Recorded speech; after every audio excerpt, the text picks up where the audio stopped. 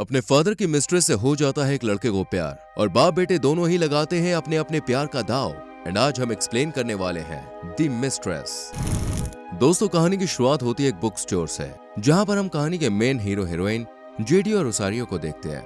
JD Rosario को काफी पसंद करता है, लेकिन रोसारियो जेडी को ज्यादा भाव नहीं देती और एक बुक देखने लगती है। रोसारियो जब इस किताब की कॉस्ट देखती है तो उसे दोबारा उसकी जगह पर रख देती है और यहाँ से जाने लगती है। ये देखकर जेडी कहता है कि अगर तुम्हें ये बुक पसंद है तो तुम्हें इसे लेना चाहिए। अभी वो इस बुक का कवर निकाल ही रहा था कि तभी जेडी को एक कॉल आ जाता है और वो बात करने लगता है और रोसारियो यहाँ से चली जाती है। लेकिन बाहर बहुत तेज बारिश हो रही थी, इसलिए जेडी रोसारियो से कहता है कि क्यों ना बारिश रुकने तक हम कॉफी पिए। रोसारियो कहती है कि ये जरूरी नहीं है कि हम जो चीज चाहें वो हमें मिल जाए। इस पर जेडी कहता है कि मैं कभी भी हार नहीं मानता हूँ और रोसारियो को एक ऑफर देता है कि अगर तुम मेरे संग कॉफी पियोगे ना तो मैं तुम्हें वो बुक खरीद के दूंगा। वैसे भी बारिश हो रही है, तुम जा नहीं सकती हो। रोसारियो जेडी की बात नहीं मानती, इसलिए जेडी कहता है ठीक है, अगर मेरे 10 गिनने तक ये बारिश नहीं रुकती है तो तुम मेरे संग कॉफी पी लेना। लेकिन जेडी के 10 तक गिनने से पहले ही दोस्तों बारिश बंद हो जाती है। ये देखकर रोसारियो कहती है कि हर बार जो तुम चाहते हो वो तुम्हें मिल नहीं सकता है, और फिर वो यहाँ से चली जाती है। इसके बाद हमें जेडी अपने फादर की एक बड़ी सी कंपनी में दिखाया जाता है, जो कि इस कॉन्फ्रेंस को अटेंड करने आया था। कॉन्फ्रेंस के दौरान जेडी के फादर, जिनका नाम चौरस है, उनसे पूछा जाता है कि 2 साल पहले आपके बड़े बेटे की डेथ हो गई, अब आप आगे इस कंपनी को कैसे संभालेंगे। इस पर टॉरस कहता है कि मैं इस कंपनी को अच्छे से मैनेज कर लूंगा, और फिर ये मीटिंग सक्सेसफुली यहीं पे खत्म हो जाती है। इसके बाद दोस्तों सीन शिफ्ट होता है रोसारियो की तरफ। ये एक सूट की दुकान पर काम करती थी। रोसारियो को कपड़े डिजाइन करना बहुत पसंद था। इस शॉप पर एक एम्प्लॉय का छोटा सा बेटा भी था, जो कि रोसारियो को लाइक करता था। ये रोसारियो को प्रपोज भी करता है, पर रोसारियो इसे मना कर देती है, जिस वजह से ये रोसारियो से नाराज हो जाता है। इधर जेडी एक लड़के के साथ होता है। ये जेडी से कहती है कि मुझे तुमसे प्यार हो गया है, लेकिन इस पर जेडी कहता है कि हमें इन सब में नहीं पड़ना चाहिए। रोसारियो की काफी बड़ी फैमिली थी, जिसमें इसकी माँ, ग्रैंड मदर और भाई बहन थे। ग्रैंड मदर की तबीयत कुछ सही नहीं रहती थी, और फिर इन्हें भूलने की बीमारी भी थी, इसलिए रोसारियो अपनी दादी का बहुत ख्याल रखती थी। और दादी भी रोसारियो से बहुत प्यार करती थी, क्योंकि रोसारियो के बचपन में ही इसके फादर की डेथ हो गई थी। जिसके बाद रोसारियो की माँ अपने बॉयफ्रेंड के संग बिजी रहती थी, और इन बच्चों का ख्याल इनकी दीदी ने ही रखा था।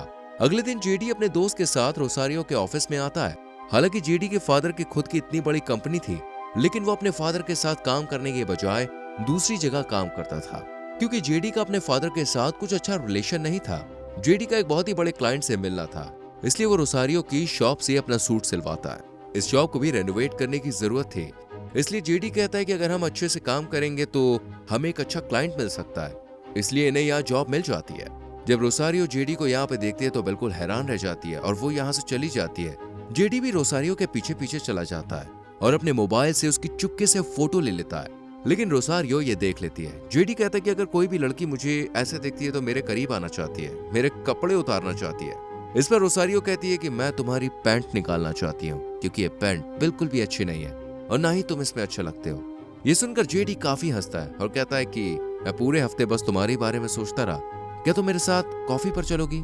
रोसारियो इसे मना कर देती है। इसी बीच जेडी को एक कॉल आता है और जाते वक्त वो रोसारियो को कहता है कि मैं तुम्हें अपना बनाना चाहता हूँ और मैं तुम्हें पाके ही रहूंगा। संडे को जेडी अपनी माँ से मिलने जाता है। जेडी की माँ उससे कहती है कि अब तुम्हें कंपनी संभाल लेनी चाहिए। इस पर जेडी कहता है कि डैड को मेरी जरूरत नहीं है और फिर हम दोनों की कुछ बनती भी नहीं है। अगर आज बड़े भाई जिंदा होते तो शायद मेरी किसी को जरूरत भी नहीं होती। इस पर जेडी की माँ कहती है कि तुम्हारे फादर के बाद तुम्हें ही इस कंपनी को देखना है, लेकिन जेडी काम करने के लिए राजी नहीं होता है। एक दिन जेडी रोसारियो के लिए खुद कॉफी लेकर आता है और उसे पता चलता है कि थर्सडे को रोसारियो ऑफिस नहीं आती है। यहाँ हमें रोसारियो एक घर में दिखाई जाती है, जहाँ वो अच्छे से तैयार होकर चौरस से मिलती है। जी हाँ, चौरस, जेडी का फादर, जो कि रोसारियो को काफी पसंद करता है और उसके साथ टाइम भी स्पेंड करता है। ये दोनों पिछले 5 साल से ऐसे ही मिल रहे हैं। चौरस रोसारियो से पूछता है कि जो बिजनेस बुक मैंने तुम्हें पढ़ने के लिए दी थी, क्या तुमने वो पढ़ी। रोसारियो मना कर देती है, क्योंकि दोस्तों वो इंटरेस्टेड नहीं थी। चौरस उससे कहता है कि मैं तुम्हें बिजनेस सेटअप करके देना चाहता हूँ। रोसारियो कहती है कि पहले ही आपने मेरे लिए काफी कुछ किया है, मुझे अब कुछ भी नहीं चाहिए। चौरस यहाँ रोसारियो को अपने बिजनेस के बारे में बताता है कि वो 2 साल के बाद रिटायर होने वाला है और सभी इस बात से काफी परेशान है। मैं चाहता हूँ कि मेरा छोटा बेटा इस बिजनेस को संभाले, लेकिन वो इसके लिए तैयार नहीं है। फिर ये दोनों एक साथ एक अच्छा टाइम स्पेंड करते हैं। टॉरस पूछता है कि क्या तुम्हारा कोई बॉयफ्रेंड है। रोसारियो उसे मना कर देती है और कहती है कि मुझे इंटरेस्ट नहीं है इन सब में। इस पर टॉरस उसे समझाता है कि तुम मेरे साथ अपनी पूरी जिंदगी नहीं रह सकती हो, इसलिए तुम्हें कोई पार्टनर देख लेना चाहिए। इसके बाद कहानी शिफ्ट होती है जेडी पर, जो कि अपनी माँ से मिलने आया था। यहाँ उसकी माँ बहुत नशे में थी क्योंकि उसे अपने पति चौरस के अफेयर के बारे में पता चल गया था, और वो जेडी को भी बताती है कि तुम्हारे फादर किसी यंग लड़की के साथ रिलेशनशिप में है और मरने के बाद उसके लिए कुछ पैसे भी रखने वाले हैं। ये सुनकर जेडी कहता है कि आप उन्हें डिवोर्स दे दो। इस पर उसकी माँ बताती है कि मैं तुम्हारे फादर से बहुत प्यार करती हूँ, इसलिए मैं उन्हें छोड़ नहीं सकती हूँ, और जब भी तुम किसी से प्यार करोगे तो तुम भी उसकी सारी गलतियों को एक्सेप्ट करो, और जब तुम भी किसी से प्यार करोगे ना तो तुम्हें भी उसकी सारी गलतियां एक्सेप्ट करनी पड़ेंगी। अगले दिन गुस्से में जेडी अपने फादर से मिलने जाता है। चौरस कहता है कि अगर तुम कंपनी में काम करना चाहते हो तो तुम यहाँ कभी भी आ सकते हो। जेडी कहता है कि आपको और इस कंपनी को मेरी कोई जरूरत नहीं है, क्योंकि जब मैं यहाँ काम करता था तो हर दिन आपने मुझे ये जताया कि मैं कुछ भी कर नहीं सकता हूँ। चौरस कहता है कि उस वक्त तुम्हारे बड़े भाई की डेथ हुई थी और मैं बहुत परेशान था। जेडी चौरस की बात नहीं सुनता और गुस्से में यहाँ से चला जाता है और अपने दोस्त को कॉल करके कहता है कि मुझे इस प्रोजेक्ट पर काम नहीं करना है। लेकिन उसका दोस्त कहता है कि तुमने वादा किया था और अब तुम्हें यह पूरा करना है। इसके बाद जेडी रोसारियो के ऑफिस जाता है, जहां रोसारियो उसे कुछ कपड़े दिखाती है और कहती है कि तुम भी अपने लिए एक सूट डिजाइन करवा लो। इस पर जेडी राजी हो जाता है, लेकिन जब रोसारियो उसका नाप लेती है तो वो कुछ खुश नहीं था और वो वहां से चला जाता है, क्योंकि जब जेडी अपने फादर से मिलता है तो उसे पता चलता है कि उसके फादर का रिलेशन रोसारियो के साथ है। इसलिए जब रोसारियो उसे कॉफी के लिए, जो कि कल वो उसके लिए लेकर आया था, उसे थैंक्स बोलती है तो वो अपसेट होकर वहां से चला जाता है। जेडी अपने दोस्त को रोसारियो के बारे में बताता है और फिर हमें जेडी की माँ दिखाई जाती है जिसने पेंटिंग मंगवाई है। दरअसल जिस आर्टिस्ट के साथ इनका पहले रिलेशन था उसी से ये पेंटिंग खरीदती है, और चौरस को भी अपनी बीवी के अफेयर के बारे में मालूम था, इसलिए दोनों में कुछ बनती नहीं है। जेडी की माँ टॉरस से कहती है कि तुम्हारा पहले अफेयर था। इस पर टॉरस कहते हैं कि मेरा सिर्फ अफेयर था, लेकिन तुम तो उससे प्यार करती थी। यहाँ जेडी रोसारियो को इग्नोर करने की बहुत कोशिश करता है, पर वो उससे दूर नहीं रह पाता है और फिर रोसारियो से पूछता है कि क्या तुम मेरे साथ डेट पे चलोगी, लेकिन रोसारियो इस बार भी उसे मना कर देती है, जिस वजह से जेडी उसके साथ जबरदस्ती करता है और कहता है कि तुम भी मुझे पसंद करती हो, फिर प्रॉब्लम क्या है। रोसारियो इस पर नाराज हो जाती है और उसे पेन मारकर अपना फोन रिसीव करती है, जहां उसे पता चलता है कि उसकी दादी कहीं खो गई है। इसलिए जेडी भी दादी को ढूंढने में उसकी मदद करता है और काफी देर बाद इन्हें दादी मिल जाती है और ये दोनों घर चले जाते हैं। यहाँ जेडी रोसारियो के फैमिली के साथ काफी टाइम स्पेंड करता है और फिर रोसारियो से सुबह के लिए माफी मांगता है। रोसारियो जेडी को माफ कर देती है और उसे अपनी फैमिली की पूरी सिचुएशन भी बताती है। साथ ही वो जेडी को ये भी बताती है कि उसका रिलेशन है किसी के साथ और वो हर थर्सडे उसी के साथ रहती है। ये सुनने के बाद भी जेडी उसे डेट के लिए कहता है। अब रोसारियो भी मान जाती है और जेडी को बताती है कि मैंने 5 साल से अपने बारे में सबसे छुपा के रखा है, लेकिन कल रात मैंने तुम्हें सब कुछ सच बता दिया। रोसारियो जेडी को उसी के घर लेकर आती है जहां टॉरस और वो साथ रहते हैं और बताती है कि जब टॉरस के बेटे की डेथ हुई तो वो बहुत अकेले थे, इसलिए मैंने उन्हें सहारा दिया, क्योंकि टॉरस ने भी हमारे बुरे वक्त में हमारा काफी साथ दिया था, इसलिए मैं उनके साथ हूँ। जेडी कहता है कि तुम एक एहसान के बदले ये सब कर रही हो, जबकि तुम उससे अच्छा डिजर्व करती हो। जेडी अपने दोस्त को भी ये सारी बातें बताता है। इस पर उसका दोस्त पूछता है कि आखिर तुम करना क्या चाहते हो।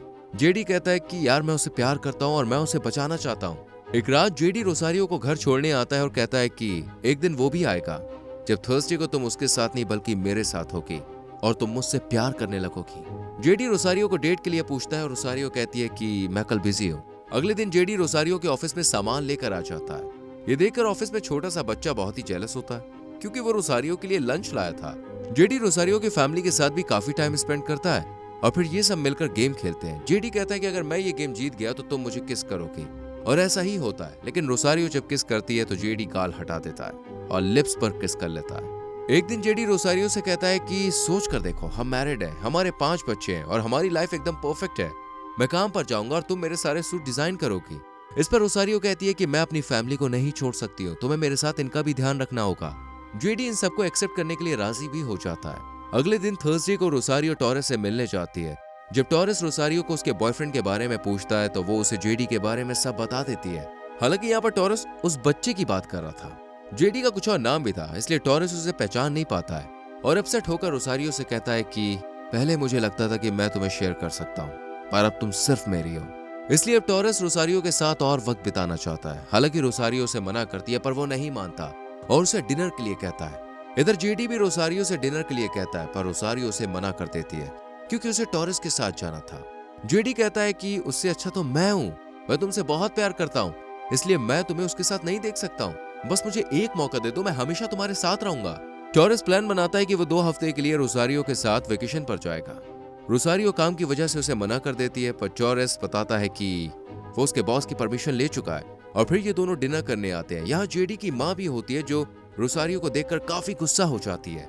जेडी अपनी माँ को संभालता है और यहाँ रोसारियो को पता चलता है कि जेडी टॉरेस का ही बेटा है। इसी रात जब जेडी उससे मिलने आता है तो रोसारियो उसके साथ जबरदस्ती इंटीमेट होने लगती है और कहती है कि तुम यही सब चाहते हो ना। जेडी उसे समझाता है कि मैं तुम्हें सब बताने वाला था लेकिन नहीं बता सका। बाद में भी जेडी रोसारियो को कॉल करता है पर वो बात नहीं करती है।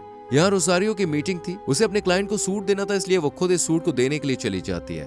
लेकिन रात में उसे कोई भी ऑटो रिक्शा नहीं मिलता है, इसलिए उसे बाहर खड़े जेडी के साथ ही जाना पड़ता है। रास्ते में जेडी उसे सॉरी कहता है और फिर ये वेडिंग में जाते हैं। रोसारियो जेडी से पूछती है कि तुमने अपना नाम जेडी क्यों बताया। जेडी कहता है कि उसकी माँ का एक आर्टिस्ट के साथ अफेयर था और मैं उन्हीं का बेटा हूँ। लेकिन टॉरेस को इस बारे में नहीं पता होता। जेडी कहता है कि अगर ये सब नहीं होता तो हम कितने खुश होते और फिर दोनों अपनी लाइफ इमेजिन करते हैं। इसके बाद ये दोनों इंटीमेट हो जाते हैं। टॉरेस को जब इन दोनों के बारे में पता चलता है तो वो बहुत नाराज होता है और इसी बीच उसे हार्ट अटैक आ जाता है। ये देखकर जेडी की माँ उस पर बहुत नाराज होती है और फिर अगले दिन रोसारियो के ऑफिस जाकर उसकी काफी इंसल्ट करती है। इससे रोसारियो काफी हर्ट होती है। जेडी की माँ टॉरेस से माफी मांगती है और टॉरेस भी जेडी को सीईओ बना देता है और कहता है कि अब तुम कंपनी को संभालोगे और वो जेडी को माफ कर देता है। जेडी और रोसारियो भी तय करते हैं कि अब वो नहीं मिलेंगे। टॉरेस की डेथ के बाद जेडी कंपनी को अच्छे से संभालता है और रोसारियो भी अब अपनी शॉप पर काम करती थी। लेकिन 1 साल के बाद भी दोनों एक दूसरे को भूल नहीं पाते हैं और आखिर में दोनों शादी कर ही लेते हैं। दोस्तों, आपको ये वीडियो कैसी लगी मुझे कमेंट करके जरूर बताएं। वीडियो को लाइक और शेयर भी करें। आने वाली वीडियोस को देखने के लिए चैनल को सब्सक्राइब करना, बेल आइकन प्रेस करना और अगर आपको मूवी लिंक चाहिए तो हमारे टेलीग्राम चैनल को ज्वाइन कर लीजिए, जिसका लिंक आपको डिस्क्रिप्शन में मिल जाएगा। Thank you for watching.